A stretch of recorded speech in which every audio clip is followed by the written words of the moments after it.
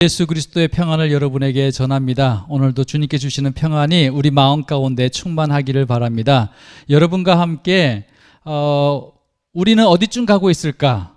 예수님께서 마태복음 24장에서 종말론 강의를 해주셨는데 마태복음 24장을 잠시 기억하는 그런 시간이 되었으면 좋겠습니다.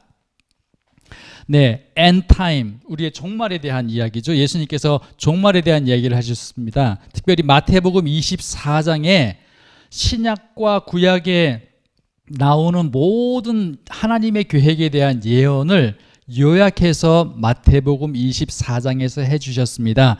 우리는 마태복음 24장을 통해서 선교라고 하는 것이 무엇인지를 배우게 되는데, 역사의 종말을 소망하면서 영광스러운 복음을 수종드는 것이 선교구나. 선교는 그저 복음을 전하는 것으로 끝나는 것이 아니라 이것이 하나님의 인류 역사의 종말과 연관이 있구나 하는 것을 우리가 보게 되죠. 그래서 선교라고 하는 것은 한시적인 것이고 주님을 아는 것이 우리의 영원한 사역인 것을 마태복음 24장은 말씀해 주고 있습니다. 24장은 이렇게 시작되고 있죠. 제자들이 질문합니다. 3절, 주의 임하심과 세상 끝에는 무슨 징조가 있사오리까? The sign, 사이언스가 아닙니다. 징조들이 아니라 한 가지의 징조에 대한 질문을 하고 있죠. 예수님께서 이렇게 말씀하십니다. 여러 사인들에 대한 얘기를 하고 계시죠. 징조들에 대한 이야기. 너희가 사람의 미혹을 받지 않도록 주의하라. 많은 사람이 내 이름으로 와서 이르되 나는 그리스도라 하여 많은 사람을 미혹하리라. 주께서 말씀하십니다. 많은 사람을 미혹할 것이다. 어떻게 해요? 가짜 기독교를 통해서, 가짜 복음을 통해서, 가짜 목사가, 가짜 선교사들이 가짜 복음을 통해서 많은 사람을 미혹할 거라고 이야기하고 있습니다. 우리에게는 이런 가짜들은요 2000년 동안 역사 속에서 수없이 많이 있었고 지금도 우리가 살고 있는 시대 속에서 보게 됩니다. 우리는 이런 찬양을 부르죠. 주 하나님 지으신 모든 세계 내 마음속에 그리워 볼 때. 똑같은 찬송을 이와 같이 부르는 교회들이 있습니다. 안상홍님 지으신 모든 세계 내 마음속에 그리워 볼 때. 안상홍이라고 하는 분을 하나님을 섬기는 하나님의 교회들이 지금도 한국교회 곳곳에서 얼마나 멋있는 화려한 건물을 짓고 지금도 예배를 드리고 있는지 모릅니다.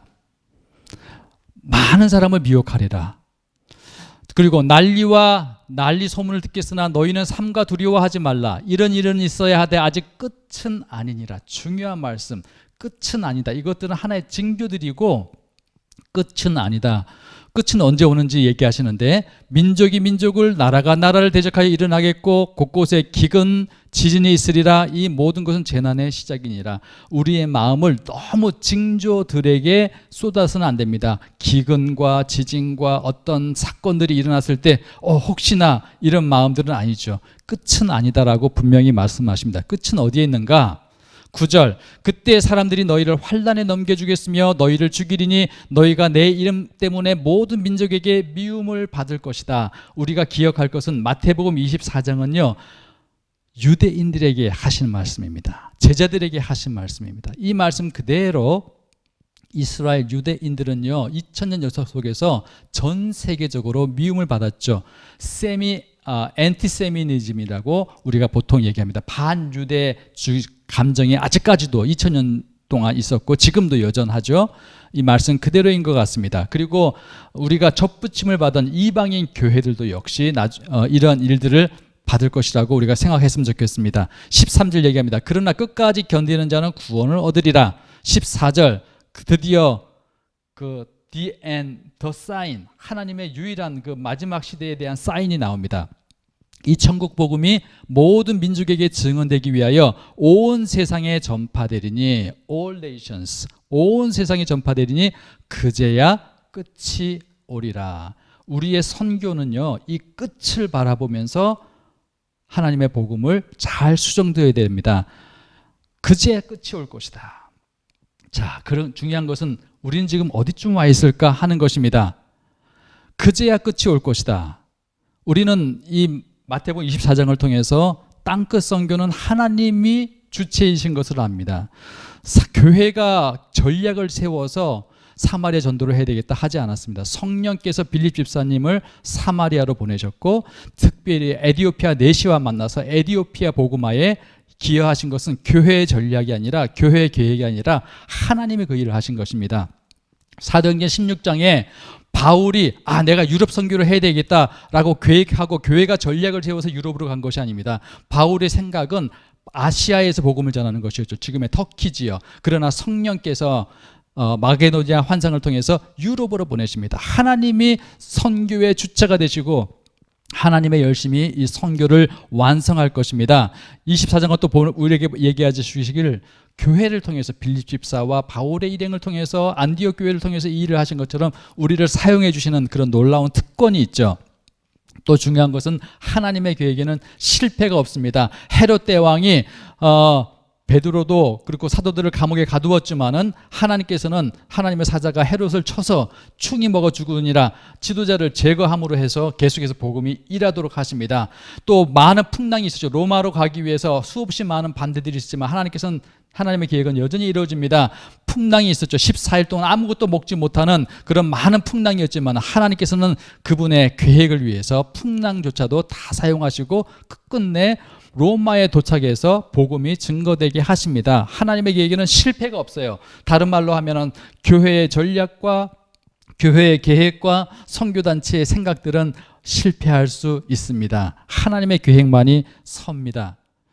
자, 하나님의 땅끝 교회는 땅끝 선교는 어디쯤 와 있을까? 왜냐하면 이것은 시대를 읽는 중요한 하나의 하나님의 지침이기 때문에 그랬습니다. 온 족속에게 온 나라에 복음이 증거되리니 그제야 끝이 올 것이다. 과연 하나님의 선교, 땅끝 선교는 얼마나 성취되었을까? 우리 이것을 알기 위해서 마태복음 24장과 연관되어 있는 계시록 6장 예수 그리스도, 오직 예수 그리스도만이 하나님의 손에 들린 두루마리의 인을 뗄 수가 있죠. 네, 그 역사를 운행하시는 예수 그리스도에 대한 이야기입니다. 7 인을 떼시는데 첫 번째 인을 떼실 때는 하얀 말이 등장하죠. 정복자가 나타납니다. 이 인간 정복자는 뭘 통해서 정복을 합니까? 전쟁을 통해서 정복하죠. 두 번째 인을 뗐을 때는 붉은 말이 나오죠. 전쟁을 상징한다고 성경은 얘기합니다. 세 번째 인을 뗐을 때는 검은 말이 나오죠. 전쟁을 하면 당연히 기근은 따라오게 되어 있습니다. 네 번째 인을 뗐을 때는 청황색 말이 나오는데 인류의 4분의 1이 죽는다고 얘기하고 있습니다. 끔찍한 일이 될 수 있지만은 여기서 우리는 하나님의 은혜를 볼 수 있습니다. 왜 4분의 3은 아직도 살아있기 때문에 그렇습니다. 왜 살아있습니까? 살려주십니까? 하나님께서 아직도 복음을 듣고 회개하기를 하나님께서는 기다리시는 그런 하나님의 은혜를 볼 수가 있습니다. 다섯째 인을 뗐을 때는요, 제단 아래 순교자들이 모습이 나옵니다. 드디어 말이 나오는 것이 아니라 순교자들의 모습이 나옵니다. 이 순교자들은 얘기합니다. 하나님 앞에, 하나님 언제까지입니까? How long? 우리가 기다려야 됩니까? 언제까지 기다려야 됩니까? 주님의 구원을. 그때 예수님께서 우리 주님이 말씀하시죠. 기다려라, wait 라고 얘기를 하십니다. 이 순교자들의 다섯 번째 인은 예수 그리스도의 복음이 땅끝까지 증거되는 것과 연관이 되기 때문에 아주 중요한 일이죠. 그리고 여섯 번째 인을 뗐을 때 드디어 끝이 옵니다.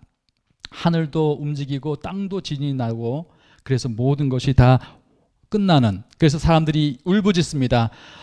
산이여 바위여 우리를 가려져 하라고 얘기를 합니다. 하나님 보좌에 앉으신 하나님과 어린 양의 진노로부터 우리를 갖다 가려달라고 얘기를 합니다.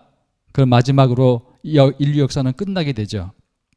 자, 기다려라. 다섯 번째 인에 뗄 때 얘기하십니다. 아직 순교자의 수가 차지 않았다라고 얘기합니다. 흰 옷을 주시면서 기다리라고 얘기합니다. 하나님은요, 예수 그리스도는 순교자의 숫자를 헤아리고 있습니다. 물론 순교는 사람의 생각으로 가능하지 않죠. 하나님의 계획의 일부분입니다. 오늘 우리 교회는 아직도 미전노동적인 몇 개가 남았다, 몇천 개가 남았다라고 계산을 하고 있지만은 하나님의 계획은 순교자의 숫자를 세고 있는 것이 하나님의 계획이고 전략이십니다. 그분의 시간을 우리가 알 수 있는 것이죠. 네, 우리는 순교를 하고 싶다고 순교할 수 있는 것은 아닙니다. 그것은 하나님의 계획 속에 있는 것입니다. 그러나 하나님은 모든 제자에게 순교적 삶을 요구하십니다. 마태복음에서 말씀하시기를 의를 위하여 박해를 받은 자는 복이 있나니 왜냐? 천국이 그들의 것이다. 박해받는 자들에게 천국을 주신다고 말씀하십니다. 박해를 설명하고 있는데 첫 번째는 나로 말미암아 너희를 욕하고 박해하고 또 거짓으로 너희를 거슬려 모든 악한 말을 할 때 너희에게 복이 있나니 기뻐하고 즐거워하라. 하늘에서 너희 상이 큼이라. 천국이 너희 것이 될 것이다 라고 얘기하십니다. 누가복음 9장에서도 우리에게 말씀하십니다. 누구든지 예수 그리스도의 제자가 되기를 원하면은 자기를 날마다 부인하고 자기 십자가를 지고 따라와라. 자기 생명을 사랑하는 자는 잃어버릴 것이고 나를 위하여 자기 생명을 버리는 자는 얻으리라라고 말씀하십니다. 네, 순교는 예수 그리스도 제자가 반드시 기억해야 될, 우리는 육체를 죽이는 자를 무서워하는 것이 아니라 우리의 영혼과 육체를 동시에 멸할 수 있는 우리 하나님 아버지를 두려워하는 자들입니다.